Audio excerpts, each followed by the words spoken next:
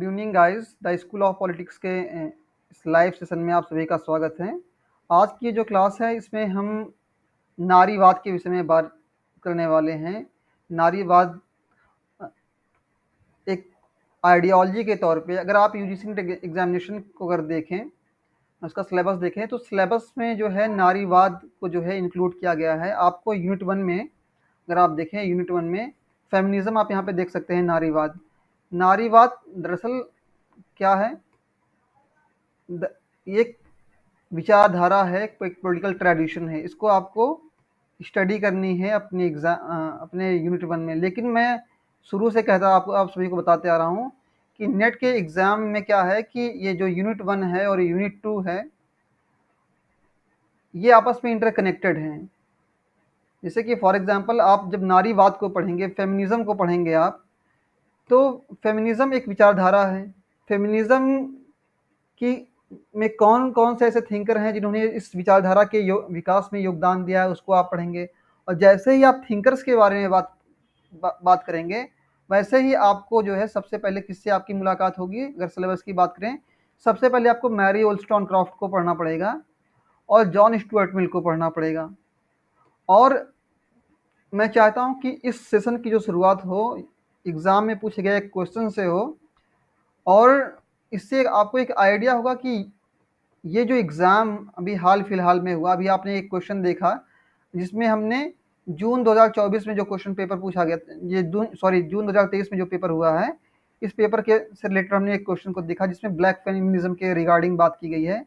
यहाँ पे इस क्लेम को रिजेक्ट किया जा रहा है कि यूनिवर्सल सिस्टरहुड। यूनिवर्सल सिस्टरहुड का मतलब क्या कि दुनिया में जितनी भी औरतें हैं वो आपस में कैसी हैं? बहन के जैसी हैं। हालाँकि आप देखें जो ब्लैक फेमिनिज़्म है, उसमें नारीवाद के बारे में तो बात होती है, और थोड़ा-सा उसका जो टच है वो रेशियल है। मतलब रेशियल का मतलब क्या? कि वो नस्ल के बारे में भी बात करता है। और जो ब्लैक फेमिनिज़्म है उसमें ये बात कही जा रही है कि ख़ास तौर पे जो ब्लैक कम्युनिटी की जो औरतें हैं, उनको उनके साथ जो भेदभाव हो रहा है 2 आधार पर हो रहा है। एक तो वो उनके साथ भेद करने वाले, डिस्क्रिमिनेशन करने वाले वो लोग हैं जो पुरुष हैं, और दूसरा वो हैं जो वाइट वुमेन्स हैं, जो मतलब जिनका स्किन कलर फेयर है। फॉर एग्जांपल आप इंडियन कॉन्टेक्स्ट में ही देख लें, जिन लड़कियों का स्किन कलर फेयर नहीं होता है, सपोज कि आप स्कूल में देख लें, कॉलेज में देख लें, किसी वर्कशॉप में देख लें, ऑफिस में देख लें, तो जिन लड़कियों का मतलब फिजिकल अपीयरेंस उतना, उसका जो फेयर कलर है, कलर कॉम्प्लेक्शन उतना फेयर नहीं होता है, तो उनको पुरुषों के साथ तो मतलब डिस्क्रिमिनेशन, मतलब एक तरफ तो डिस्क्रिमिनेट कर रहे हैं, उसका एक्सप्लॉइटेशन कर रहे हैं, भेदभाव कर रहे हैं, लेकिन साथ साथ में जो महिलाएं भी हैं वो भी उनके साथ भेदभाव कर रही हैं। तो ये जो विचारधारा है ब्लैक फेमिनिज्म, ये यूनिवर्सल सिस्टरहुड में यकीन नहीं रखती है। तो एक चीज़ ये भी कि आप फेमिनिज्म को जब आप पढ़ेंगे तो आपको क्या-क्या चीज़ें पढ़नी है। जैसे कि मैंने आपको बताया कि थ्योरी और थॉट आपस में इंटरकनेक्टेड है। जब भी आप किसी विचारधारा को पढ़ें तो ये देखें कि उस विचारधारा को किसने कॉइन किया था, जो शब्दावली है, जो टर्म है, उसको सबसे पहले इस्तेमाल किसने किया था। कि फॉर एग्ज़ाम्पल जैसे कि हम यहाँ पे देखिए जो टर्म है फेमिनिज़्म, एक सबसे पहला क्वेश्चन ये बनता है कि ये जो शब्द है फेमिनिज़्म, इसको जो है किसने सबसे पहले प्रयोग किया था, किसने इसको कॉइन किया था। कॉइन का मतलब कि सबसे पहले इसको ईजाद करना या इसको सबसे पहले प्रयोग करना। तो ये जो चार्ल्स फ्यूरियर जो हैं, आपको मैंने पिछली भी क्लास में बताया था कि जब मैंने आपको जो कल्पनावादी समाजवादी विचारक हैं, यूटोपियन सोशलिस्ट जो थिंकर है, उनके बारे में मैंने आपको बताया था, तो वहाँ चार्ल्स फ्यूरियर का नाम मैंने आपको बताया था। तो चार्ल्स फ्यूरियर एक जो है काल्पनिक समाजवादी विचारक हैं, यूटोपियन सोशलिस्ट थिंकर हैं, और इन्होंने 1837 में, ये ईयर आपको हमेशा याद रखेगा, 1837 में जो है इन्होंने इस टर्म को जो है इससे सबसे पहले इसको प्रयोग किया या इसको ईजाद किया। ठीक है। और आप देखेंगे जब फेमिनिज्म को आप पढ़ेंगे, और इस टॉपिक से रिलेटेड जो क्वेश्चन है, जैसे कि फॉर एग्जांपल अगर क्वेश्चन की बात कर लें, मैं हल्का सा आपको एक हिंट दे रहा हूँ। अभी हम स्टार्टिंग में पहले कॉन्सेप्ट को डिस्कस करेंगे, उसके बाद हम चीज़ों को डिस्कस करेंगे। आप जैसे कि फॉर एग्जांपल यहाँ पे देख लें, यहाँ पे आप देखें ये जो स्टेजेस हैं, जो नारीवाद का विकास हुआ है, फेमिनिज्म एज ए मूवमेंट, एक आंदोलन के तौर पे जो नारीवाद है उसका विकास हुआ है, उसमें कौन कौन से चरण हैं, कौन कौन सी वेव्स हैं, उस वेव्स के बारे में बात की यहाँ पे की जा रही है कि पहले कौन सी वेव आई। पहले जब जब नारीवाद की कह सकते हैं पहली वेव आई, पहला चरण आया, तो उसमें औरतों के लिए किन अधिकार के बारे में बात की गई, जो थी उस समय के जो विचारक थे जिन्होंने फर्स्ट वेव के टाइम में जो है महिला के अधिकारों के, नारी अधिकारों के बारे में बात की, तो उन्होंने किस तरीके के अधिकारों की बात की। सेकंड जब वेव आई तो उसमें किस किस प्रकार के अधिकारों की बात की गई है। जो थर्ड वेव आई, फोर्थ वेव आई, अभी तो फिफ्थ वेव की भी बारे में बात की जा रही है। क्यों?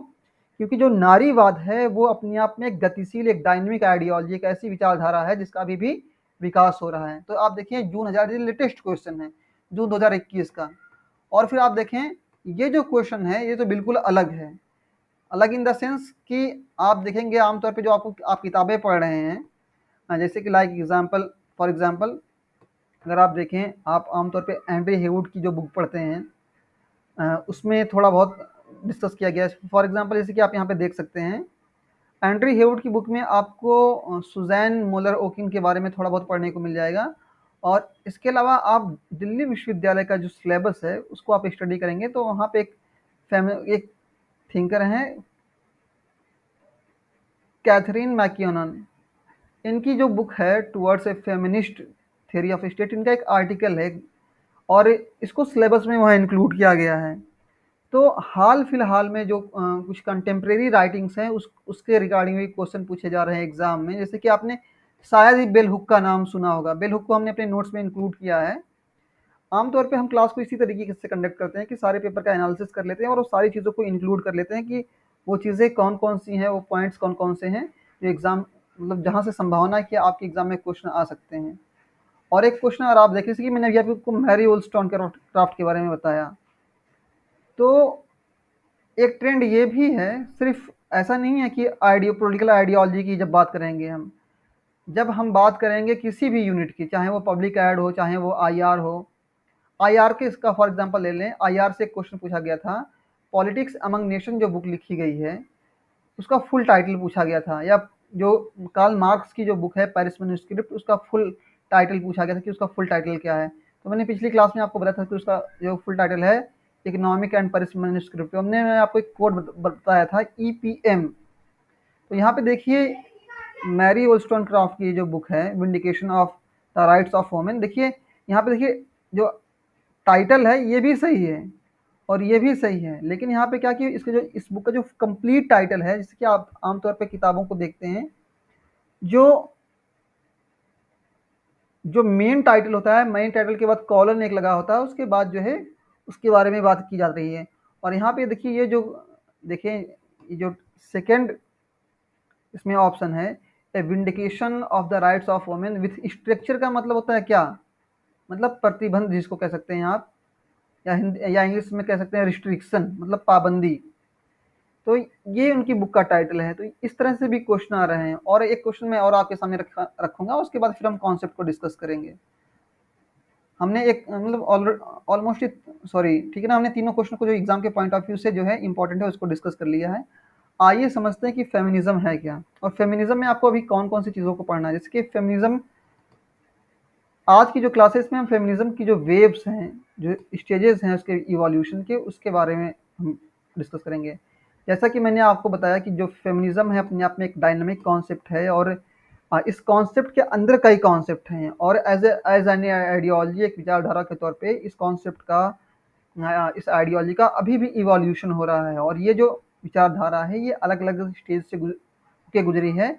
और इसका जो जो इस आइडियोलॉजी के जो सेंटर में जो पॉइंट है, जो जो बात कही जा रही है वो है कि ये आइडियोलॉजी जो है ये जेंडर जस्टिस के बारे में बात करती है। किसके बारे में बात करती है?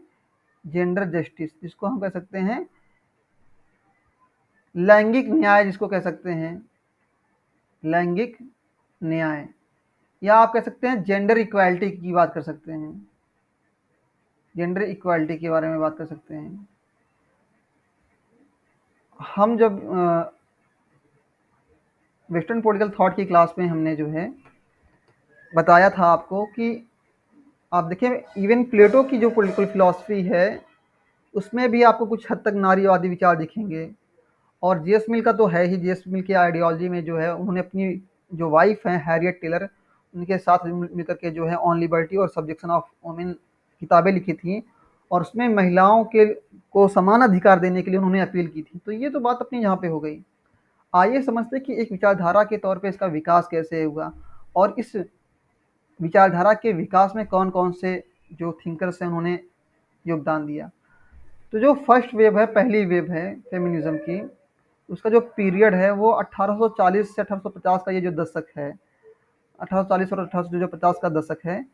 इस दशक में जो है पहली जो नारीवाद की जो कह सकते हैं लहर जो थी या वेव थी, वो आई। और इसका जो फ़ोकस था, इसे मतलब जितनी भी वेव आप देखेंगे, जितनी भी आप वेव देखेंगे, जितनी भी लहर देखेंगे, तो हर एक वेव में औरतों के किसी एक विशेष अधिकार की, एक विशेष राइट की के लिए अपील की जा रही है कि सोसाइटी जो है, जो स्टेट है, इन राइट्स को उनको प्रोवाइड करे। तो यहाँ पे क्या है कि सफ़रेज की बात हो रही है। किसकी बात हो रही है? सफ़रेज की। सफ़रेज का मतलब यहाँ पे मताधिकार की बात हो रही है। तो जो नारीवाद की जो फर्स्ट वेव है, इसमें मताधिकार के बारे में बात की जा रही है। आम तौर पे देखें जैसे कि इंडिया में तो हमने जो है महिलाओं को जो है, जो मतदान का अधिकार है वो पुरुषों और महिलाओं को एक साथ दिया गया है इंडिया में। ख़ास तौर पे जब 1947 में देश आज़ाद हुआ और फिर आप देखें 1952 में जब पहला लोकसभा चुनाव हुआ, जनरल इलेक्शन हुए, आम चुनाव हुए, तो उसमें हमने क्या किया कि एक साथ इंट्रोड्यूस किया। लेकिन ख़ास तौर पे यूरोप में, अमेरिका में, ब्रिटेन में ये जो महिलाओं को राइट टू वोट दिया गया, यूँ ही नहीं दिया गया।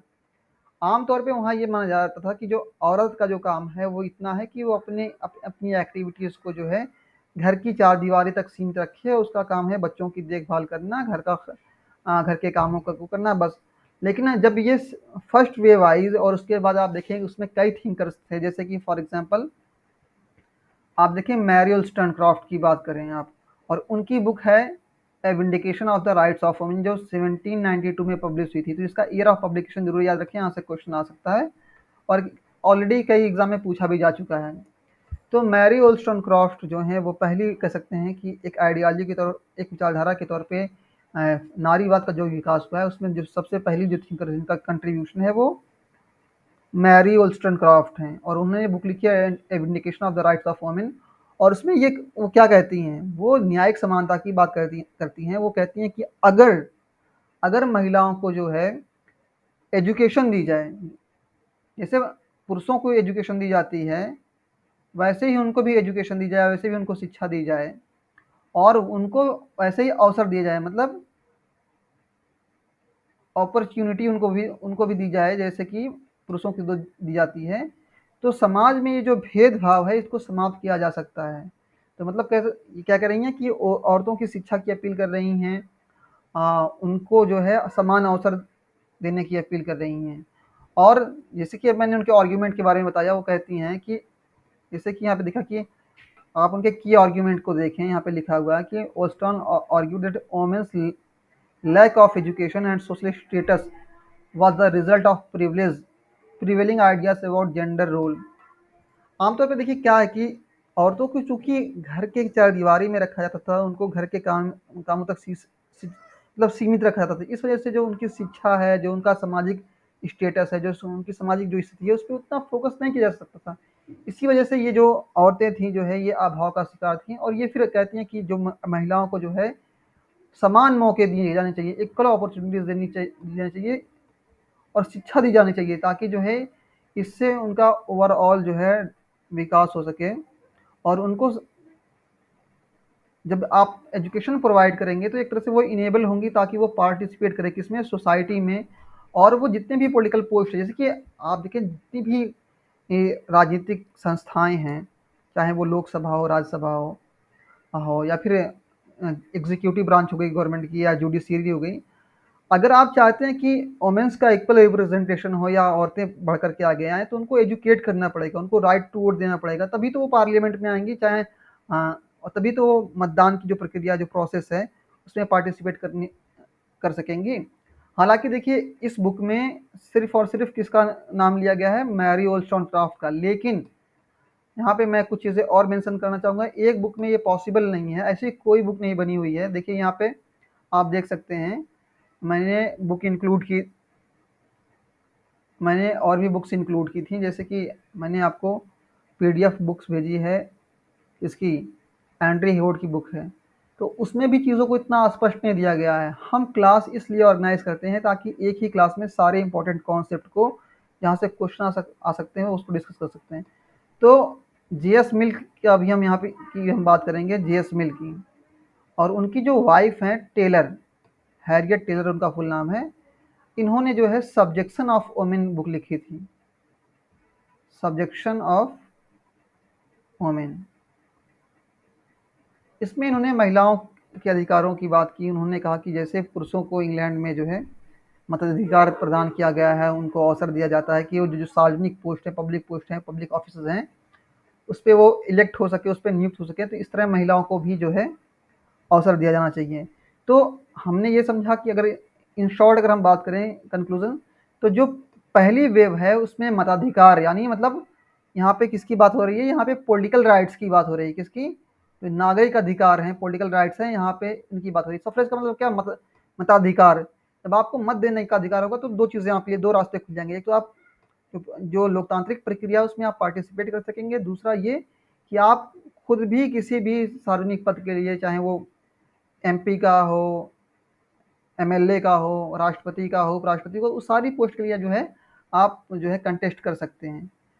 ठीक इसी तरह सेकंड वेव की अगर हम बात करें, जो दूसरी लहर थी नारीवाद की, इस लहर में क्या हुआ कि इस लहर में सबसे पहले आप समझें कि इसका जो टाइम पीरियड है, इस टाइम पीरियड में क्या हुआ, ये जो टाइम पीरियड है 1960 से 1980 के दशक में, मतलब इस पीरियड में जो है नारीवाद की जो है सेकंड वेव आई। और इस वेव का जो फोकस था, मतलब फोकस का मतलब क्या, कि इस वेव में, इस नारीवाद की इस लहर में किस तरह के अधिकारों को बात की गई। आमतौर पे ये जो नारीवाद की जितनी भी वेव्स हैं, ये कुछ अधिकारों के लिए मांग, मतलब एक तरह से वेव का मतलब क्या, कि जैसे कि आप देखिए इंडिया में भी रिसेंटली जब इंडिया के पूरे वर्ल्ड में आपने देखा मी टू मूवमेंट देखा था, तो उस मूवमेंट का, उस वेव का क्या मतलब मोटो था, वो ये था कि महिलाएं सामने आए और वो ये बता सकें कि अपने काम को करने के दौरान, अपनी ड्यूटी को परफॉर्म करने के टाइम में उनके साथ जो है, उनके वर्क प्लेस में कब और किसके ज़रिए से एक्सप्लॉयटेशन किया गया है। और वो इस बात की मांग कर रही थी कि हमें एक ऐसा वर्किंग इन्वायरमेंट दिया जाए, एक ऐसी मतलब ऑफिस दी जाए, एक ऐसी जॉब लोकेशन दी जाए जहाँ पे हमारा एक्सप्लॉयटेशन ना हो सके। वो किसी भी तरीके का हो सकता है, चाहे वो फिजिकल हो, मेंटल हो, या और भी इकोनॉमिक एंगल से हो, किसी भी तरीके से। तो सेकंड वेव की अगर हम बात करें तो इसमें जेंडर इक्वालिटी की बात करी थी। यहाँ पे क्या है कि हमने जो वेव वन थी, वेव फर्स्ट थी, उसमें हमने नागरिक अधिकारों की बात की थी। और जो दूसरी वेव थी, जो सेकंड वेव है, इसमें हमने क्या कि इसमें जो सामाजिक अधिकार हैं, आप देखिए सोशल, यहाँ पे सोशल कल्चरल स्फीयर में जो है समानता की बात हो रही है, जेंडर इक्वालिटी की बात हो रही है, नागरिक मतलब कह सकते हैं लैंगिक समानता की बात हो रही है। स्पेशली यहाँ पे क्या कह रहा है कि सोशल स्फीयर में, जो सामाजिक क्षेत्र है, उसमें जो है औरतों के साथ भेदभाव ना हो, इसके लिए जो है कुछ नारीवादी विचारकों ने जो है इस मूवमेंट में पार्टिसिपेट किया और अपनी आइडियाज़ के ज़रिए से, अपने विचारों के ज़रिए से उन्होंने कंट्रीब्यूट किया। इसमें आप देखें एक अमेरिकन फेमिनिस्ट थिंकर है बेटी फ्रीडमैन, और साइमन डी बुआ का आपने नाम सुना होगा। इनका बहुत ही फेमस कोट है कि औरतें पैदा नहीं होती हैं, औरतें बनाई जाती हैं। कहीं आप नोट कर लीजिए, आई रिपीट, औरतें पैदा नहीं होती हैं, औरतें बनाई जाती हैं। और तीसरा देखिए, आपने शायद ही नाम सुना होगा, ग्लोरिया स्टीनेम। तो ये थिंकर्स हैं जिन्होंने सेकंड वे में पार्टिसिपेट किया। और अगर बुक्स की हम बात करें, ये बुक्स एग्जाम के पॉइंट ऑफ व्यू से इंपॉर्टेंट है। ये दोनों तीनों किताबें इंपॉर्टेंट है, दो को तो ऑलरेडी नेट के एग्जाम में यहाँ से क्वेश्चन पूछे जा चुके हैं। तो ये जो फेमिनिस्ट माइस्टिक जो बुक है, और द सेकेंड सेक्स जो बुक है साइमन डी बुआ की, इसको ऑलरेडी एग्जाम में पूछा जा चुका है, यहाँ से क्वेश्चन पूछे जा चुके हैं, और पॉसिबिलिटी है कि फर्दर भी इसको पूछा जा सकता है।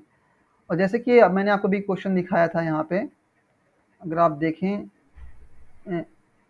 इसमें तो सिर्फ सुजैन मुल्लर ओकिन की बुक्स को इंक्लूड किया गया है। अभी और भी क्वेश्चन आएंगे, देखिए जैसे कि आप यहाँ देख रहे हैं ना, अभी हम आगे डिस्कस करेंगे, जब कैटरीना मैकेनन को डिस्कस करेंगे और थिंकर्स को हम डिस्कस करेंगे, तो वो सारी चीज़ों को हम देखेंगे।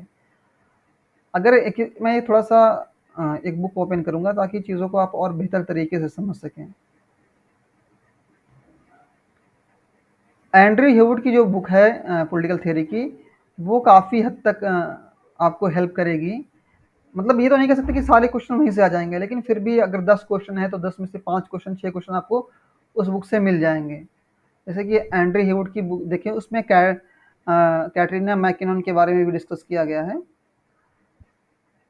हम आज की क्लास में बेसिकली जो वेव्स है उसको कवर करने वाले हैं, और वेव से रिलेटेड जो क्वेश्चन है उसको हम डिस्कस करने वाले हैं। और कल की जो क्लास होगी हमारी, उसमें हम फेमिनिज्म के जो टाइप्स हैं, जैसे कि जो मार्क्सवादी फेमिनिज्म, अभी आपने क्वेश्चन में देखा जो ब्लैक फेमिनिज्म था, जैसे कि आप यहाँ क्वेश्चन में देख सकते हैं। कल की जो हमारी क्लास होगी उसमें हम ब्लैक फेमिनिज्म, ये जो फेमिनिज्म की जितनी कैटेगरीज है, जितने टाइप्स है, जैसे कि ब्लैक फेमिनिज्म क्या है, रेडिकल फेमिनिज्म क्या है, लिबरल फेमिनिज्म क्या है, मार्क्सिस्ट फेमिनिज्म क्या है, और इसके बाद देखिए एक टर्म और आता है, इको फेमिनिज्म। इको फेमिनिज्म, आपने वंदना शिवा का नाम सुना होगा, और यूजीसी नेट के एग्जाम में यहाँ से क्वेश्चन था, वंदना शिवा से क्वेश्चन था, वंदना शिवा। तो ये जो है इको फेमिनिस्ट है, मतलब ये नारीवाद को जो है पर्यावरण के परिप्रेक्ष्य से, पर्यावरण के लेंस से, इन्वायरमेंट के लेंस से देखती हैं। जैसे कि फॉर एग्जांपल देखिए, एज कंपेयर टू जो मेन, जो वोमेन है वो नेचर फ्रेंडली होती हैं। उन चीज़ों को भी हम डिस्कस करेंगे आगे की क्लास में। बस मैं आपको एक हिंट दे रहा हूँ कि कल की क्लास में हम क्या करने वाले हैं, कल की क्लास में किन चीज़ों को डिस्कस करने वाले हैं। तो आज की क्लास बेसिकली इसी बारे में है कि हम उनको इन चीज़ों को डिस्कस करने वाले हैं, जो वेव्स हैं। आज वेव्स को कवर कर लेंगे, कल उसकी जो टाइप्स है, जो कैटेगरीज है, उसको हम डिस्कस कर लेंगे। एक मिनट, ये बुक कहाँ गई?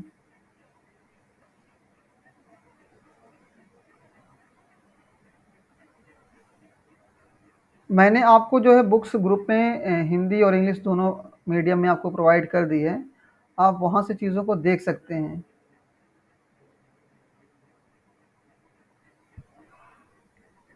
आई थिंक पेज नंबर 65 पे है। फेमिनिज्म को जो है पेज नंबर 65 में जो है मेंशन किया गया है, जहाँ तक मुझे याद है। एक्चुअली नहीं, 50 नहीं, 56 है, सॉरी। तो थोड़ा सा आप इसको देखें, इसमें फेमिनिज्म की देखिए यहाँ पे आप देख सकते हैं जो जो टाइप्स हैं, जैसे कि आप यहाँ देख रहे हैं ना, लिबरल, सोशलिस्ट, और सारी चीज़ें यहाँ पे मेंशन की गई हैं। तो ये फर्दर हम डिस्कस कर लेंगे कल की क्लास में। थोड़ा सा आप इसको समझें, यहाँ पे कॉन्सेप्ट पे आते हैं जो आज की क्लास का विषय है। जो मुद्दा है उससे हम हटते नहीं हैं, बिल्कुल टू द पॉइंट आके बात करते हैं। तो सेकंड वेव्स में क्या हमने क्या देखा बेसिकली, कि जो यहाँ पे विचारक हैं वो बात कर रहे हैं औरतों की सामाजिक समानता के बारे में, कि सोसाइटी के अंदर जो है, तो पहले तो उन्होंने फर्स्ट वे में नागरिक अधिकारों की बात की, सेकंड वे में जो है वो जेंडर, मतलब सोशल ग्राउंड पे जो है बात कर रहे हैं। और यहाँ पे देखिए अलग अलग ग्राउंड्स हैं। और आमतौर पे देखिए कहा जाता है कि एक आप किसी भी सोसाइटी में देख लें, चाहे वो जो चाहे वेस्ट के कॉन्सेप्ट में देखें, जो जो पाश्चात्य देश हैं, या फिर इंडियन कॉन्टेक्स्ट में देखें, आमतौर पे ये कहा जाता है कि एक औरत उस वक्त तक कंप्लीट नहीं होती है जब तक कि जो है अ, उसकी शादी नहीं हो जाती है, उसका विवाह नहीं हो जाता है, जब तक कि वो माँ नहीं बन जाती है। आमतौर पे एक धारणा समाज में बनाई गई है कि औरत तभी मुकम्मल होती है, तभी कंप्लीट होती है जब वो माँ बन जाती है, जब उसका विवाह हो जाता है। देखिए, लेकिन ये देखिए यहाँ पे जो बेटी फ्रीडमैन की जो बुक है फेमिनिस्ट क्रिटिक, उसमें वो क्या आर्ग्यूमेंट देती हैं, कि उन्होंने इस ट्रेडिशन, कौन सी ट्रेडिशन, कि the roles of women as a homemaker, मतलब आमतौर पे जो परिवार में जो औरतों का रोल होता है कैसे होम मेकर का होता है, and sought to challenge the idea of women's ultimate fulfillment came from marriage and motherhood। तो इन्होंने इस अवधारणा का कह सकते हैं, या फिर इस एजम्पशन का खंडन किया कि औरतों का जो एक काम है सिर्फ घर को बनाने में, एज ए होम मेकर तक का ही काम है। और एक जो ये अवधारणा है कि औरतें तभी उनका फुलफिलमेंट होता है, तभी वो कंप्लीट होती है जब उनकी शादी और विवाह हो जाती है। तो इन सारे जो बधे बधाए जो कह सकते हैं परंपराएं हैं, नियम हैं, या जो मान्यताएं हैं, जो बिलीफ्स हैं, जो वैल्यूज हैं, उनको उन्होंने चैलेंज किया। और फेमिनिज्म अपने आप में कैसी आइडियोलॉजी है? फेमिनिज्म एक पोस्ट मॉडर्न आइडियोलॉजी है। नोट कर लीजिए, आपको शायद ही किसी किताब में पढ़ने को मिलेगा। अपने आप में एक एक उत्तर आधुनिक विचारधारा है। कैसी है? उत्तर आधुनिक। उत्तर आधुनिक का मतलब क्या?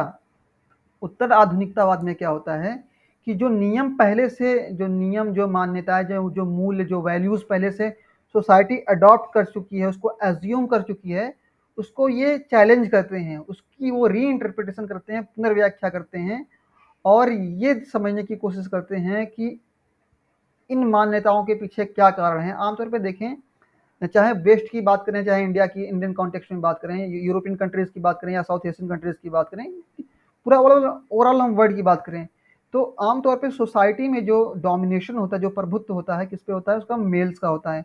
आप पूरे वर्ल्ड में देख लें, हर एक कंट्री में देख लें कि जो वोमेन जो हैं, जो महिलाएं हैं, अपने आप में one of the most vulnerable species हैं। वो अपने आप में कह सकते हैं कि एक बहुत ही मतलब कह सकते हैं कि वल्नरेबल का मतलब क्या, कि एक ऐसी प्रजाति, एक ऐसी स्पीसीज मतलब जिसको कोई भी जो है नुकसान पहुंचा सकता है।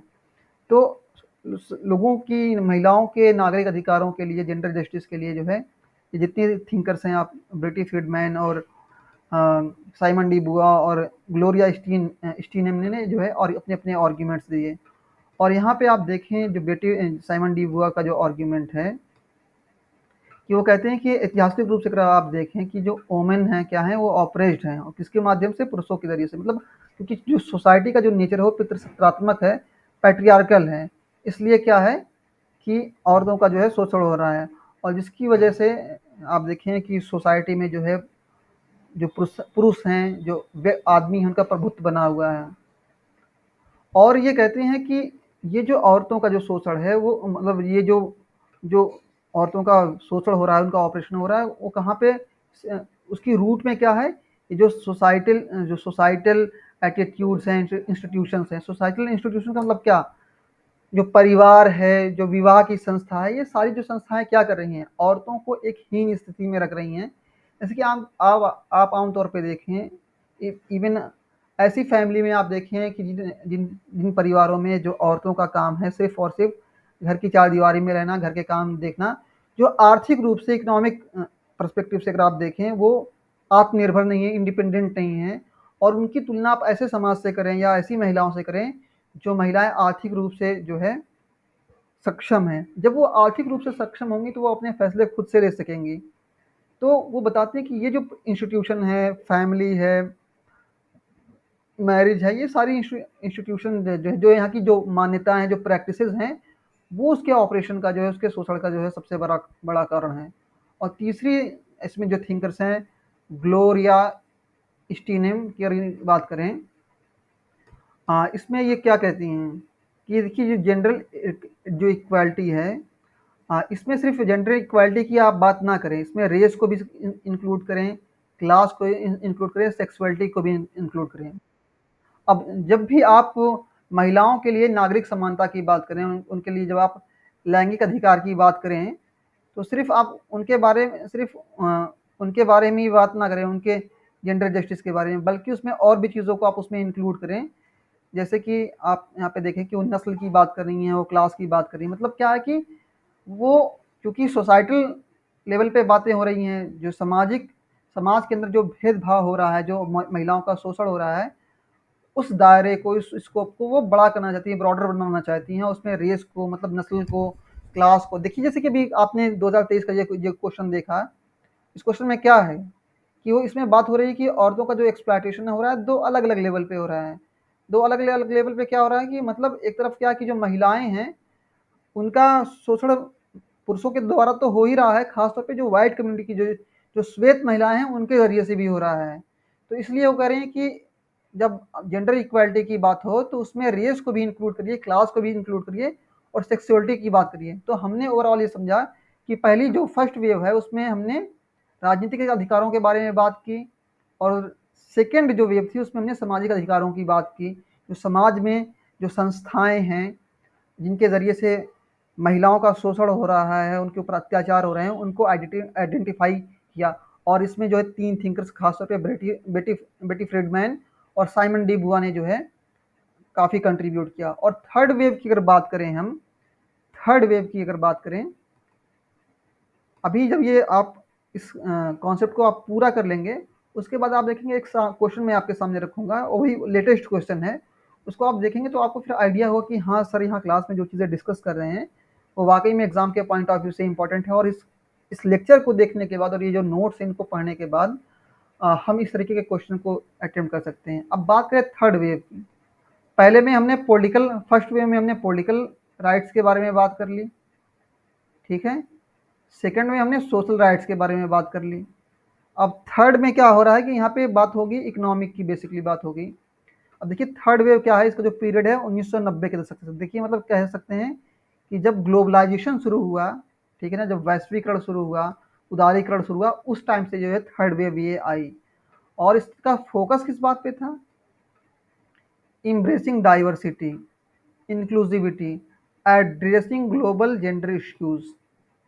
अब क्या देखिए, मैंने अभी आपको बताया ना कि ये जो दशक है 90s का दशक, 1990 का दशक है, ये ऐसा दशक है जहाँ से जो है उदारीकरण, वैश्वीकरण की शुरुआत होती है। और इस स्टेज में क्या है कि थर्ड जो स्टेज है, इसमें जो इकोनॉमिक जो कह सकते हैं, और जो कल्चरल, यहाँ पे आप देखना इम्ब्रेसिंग डाइवर्सिटी का मतलब क्या, चूंकि अलग अलग समुदाय के लोग होंगे तो यहाँ पे अलग अलग कल्चर्स होंगी, अलग अलग संस्कृतियाँ होंगी। डाइवर्सिटी में तो यही चीज़ें आती है ना कि वहाँ बोली, भाषा, रहन सहन, खाने पीने का जो तरीका है, उनके कल्चर्स अलग हैं, उनके नॉर्म्स अलग हैं, उनकी जो वैल्यूज़ हैं, जो मूल हैं, उनकी जो मान्यताएं हैं, वो अलग हैं।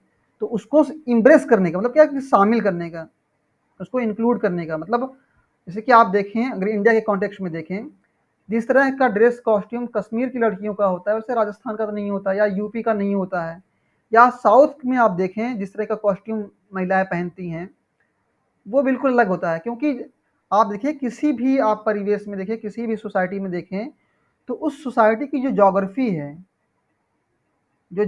है, वहाँ की, जो वहाँ का पर्यावरण है, जो वहाँ का इन्वायरमेंट है, वहाँ का उसका जो इन्वायरमेंट है, वहाँ के खान पान को, वेशभूषा को, वहाँ के मूल्यों को, सबको वो जो है इन्फ्लुएंस करता है। तो ये जो थर्ड वेव है, बेसिकली इसमें तो इकोनॉमिक राइट्स के बारे में बात की गई कि औरतों को समान काम के लिए जो है समान वेतन मिले, हाँ, इक्वल पे मिले उनको, इक्वल पे मिले किसके लिए, इक्वल पे उनको मिलना चाहिए किसके लिए, इक्वल वर्क के लिए, समान कार्य के लिए उनको समान वेतन मिलना चाहिए।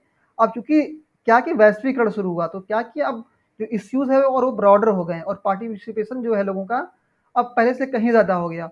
और इसमें आप देखें थिंकर्स की अगर बात करें यहाँ पे कि जिन्होंने कंट्रीब्यूट किया है इस आइडियोलॉजी में, तो आप देखिए बेल हुक्स का आप नाम लिख सकते हैं, और जूडिथ बटलर, इनके बारे में भी हम डिस्कस करेंगे। इनकी अगर किताबों के बारे में बात करें, तो तीसरे में आपने क्या देखा कि यहाँ पे इकोनॉमिक राइट्स के बारे में बात हो रही है, कल्चरल डाइवर्सिटी के बारे में बात हो रही है।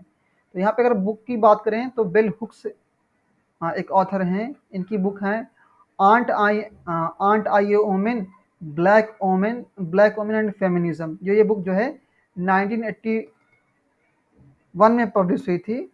और इसके बाद हम बात करें जूडिथ बटलर, ये तो बहुत इंपॉर्टेंट बुक है, यहाँ से क्वेश्चन कई बार पूछा जा चुका है। Gender trouble, feminism and subversion of identity, ये 1990 में पब्लिश हुई थी, ठीक है ना। तो इसका जो प्रकाशन वर्ष है, मतलब प्रकाशन का जो वर्ष है, ये 1990 है। और इनके आर्ग्यूमेंट्स को आइए हम देख लेते हैं। उसके बाद जो है हम फोर्थ वेव के बारे में बात कर लेंगे, और उसके बाद क्वेश्चन को हम मतलब जो है क्वेश्चन को डिस्कस कर लेंगे। अब देखिए इसमें बेल हुक्स क्या कह रही हैं। Bell Hooks highlighted the experiences of women of colour. देखिए यहाँ पे ब्लैक फेमिनिज्म की बात आ गई, और अभी जो है 2023 में ब्लैक फेमिनिज्म से जो है जून 2023 में ब्लैक फेमिनिज्म से ही क्वेश्चन आया, जहाँ पे कल्चरल डाइवर्सिटी को अडॉप्ट करने की बात हो रही है। जैसे कि आप देखें, जो ब्लैक कम्युनिटी की औरतें हैं, जो महिलाएं हैं, उनके एक्सपीरियंस, जो उनके साथ ऑपरेशन हो रहा है, जिनका एक्सप्लॉइटेशन हो रहा है, जो उनके साथ भेदभाव हो रहा है, डिस्क्रिमिनेशन हो रहा है, उनके अनुभव अलग हैं। जैसे कि मतलब एक विकसित समाज है, जैसे कि मान लीजिए कि यूरोप में आप देख लीजिए, यूरोप में जो महिला है उसके साथ जो भेदभाव हो रहा है, अ, उस भेदभाव का स्तर एक नाइजीरिया में रहने वाली, एक सूडान में रहने वाली महिला के साथ जो भेदभाव हो रहा है, उसके जैसा नहीं होगा। क्यों? क्योंकि यहाँ पे सामाजिक क्योंकि यहाँ पे गरीबी है, निर्धनता है, तो यहाँ पे जो डिस्क्रिमिनेशन का जो लेवल होगा और भी ज़्यादा होगा।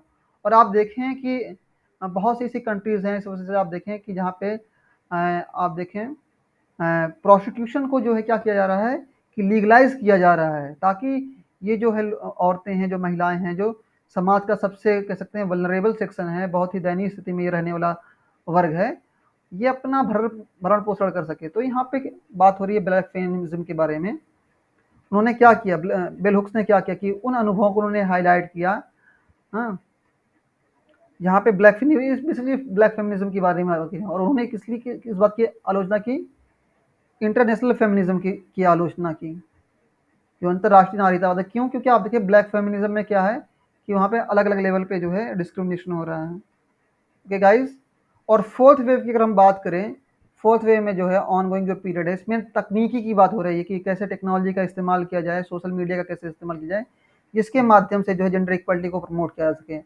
अब इस क्वेश्चन को देखिए यहाँ पे, अब देखिए जून 2021 में जो क्वेश्चन था इसको आपके लिए अटेम्प्ट करना आसान होगा। यहाँ पे कुछ स्टेजेस दिए गए हैं जो नारीवादी मूवमेंट था, जो फेमिनिस्ट मूवमेंट था, इससे कुछ क्वेश्चन दिए गए हैं और इसको कालक्रम के अनुसार ऑर्गेनाइज करना है। तो सबसे पहले आप देखें कि सबसे पहले कौन से, पहले राइट टू वोट, मतलब सबसे पहले उनको पॉलिटिकल राइट, देखिए जो जो वेव्स आई, आप देख सकते हैं यहाँ पे जो वेव्स आई, पहले देखिए यहाँ पे पहले पॉलिटिकल राइट्स की बात हो रही है, पहले जो पहली वेव में नागरिक अधिकार की बात हो रही है, दूसरे में सामाजिक अधिकार के बारे में बात हो रही है और कल्चरल राइट्स के बारे में बात हो रही है। देखिए यहाँ पे कल्चर आप देख रहे हैं, बस एक minute, I am coming. Cultural rights के बारे में बात हो रही है और फिर आप देखिए लास्ट में इकोनॉमिक। तो अगर आप इस क्वेश्चन को देखें तो पहले राइट टू वोट की बात हो रही है, फिर सोशल एंड इकोनॉमिक इक्वालिटी के बारे में बात हो रही है, फिर कल्चरल कॉन्टेक्स्ट के बारे में बात हो रही है और लास्ट में इको फेमिनिज्म, जहाँ पे जो है इन्वायरमेंटल पर्सपेक्टिव से जो है नारीवाद को देखने की कोशिश की जा रही है। तो इसमें आप देखें ए बी सी डी, इसमें जो है ऑप्शन में इसमें देखें, इसमें जो पहला ऑप्शन है वो करेक्ट हो जाएगा। और एक क्वेश्चन आप और यहाँ पे देखें, यहाँ पे कुछ किताबों के नाम दिए गए हैं, जैसे कि आप देखें, आपने जब जब मैं आप जॉन रॉल्स की जो बुक है थ्योरी ऑफ जस्टिस के बारे में बात कर रहा था पिछली क्लासेस में, तो हमने सुजैन मुलर ओकिन के बारे में बात की थी, जिसमें उन्होंने जो है जॉन रॉल्स के आइडियाज़ को क्रिटिसाइज किया। उनकी बुक का नाम है जस्टिस, जेंडर एंड इक्वलिटी। और कैटरीना मैक्यूनन ने कौन सी बुक लिखी है, जो है टुवर्ड्स ए फेमिनिस्ट क्रिटिक। और देखिए इसके अलावा आप देखिए, मैंने इसका तो पूरा, आप चाहें तो इसका एक स्क्रीनशॉट ले सकते हैं, मैंने चीज़ों को इंक्लूड कर दिया है कि बेल हुक्स ने कौन सी बुक लिखी है, फेमिनिज्म इज़ फॉर एवरीडे। और बेल हुक की बात करें तो बेल हुक किस वेव से बिलोंग करती हैं, बेल हुक बिलोंग करती हैं फेमिनिज्म का ये जो फेमिनिज्म में जो जो आप वेव देख रहे हैं, स्पेशली जो है आपका ये जो थर्ड वेव है, यहाँ पे देखिए बेल हुक का नाम यहाँ पे मेंशन है ना, तो ये यहाँ से क्वेश्चन है। और आप देखिए जितनी भी फेमिनिस्ट थिंकर हैं उनकी जो बुक्स से क्वेश्चन एग्जाम में पूछे जा रहे हैं, इसको आपको मेमोराइज करना है, इसको आपको समझना है। तो अगर आंसर की बात करें तो towards a feminist theory of state, इसको किसने लिखा है, कैटरीना मैकिनॉन ने। जेंडर जस्टिस एंड फैमिली, ये बुक तो कई बार यूजीसी नेट एग्जाम में पूछा गया है, multiple times, more than 10 times इस यहाँ से क्वेश्चन पूछे गए हैं। और CS फायरस्टोन ने डायलेक्टिक ऑफ सेक्स लिखी है, बहुत एक इंपॉर्टेंट बुक है। और बेल हुक्स को हमने भी डिस्कस किया, फेमिनिज्म फॉर एवरीबॉडी। तो गाइज आई थिंक आज के लिए इतना ही। कल की क्लास में हम फेमिनिज्म की जो कहते हैं टाइप्स हैं, जैसे कि Marxist liberalism, Marxist feminism, liberal feminism, eco feminism, इन सारे चीज़ों को हम जो है कल की क्लास में डिस्कस करेंगे। Thank you so much.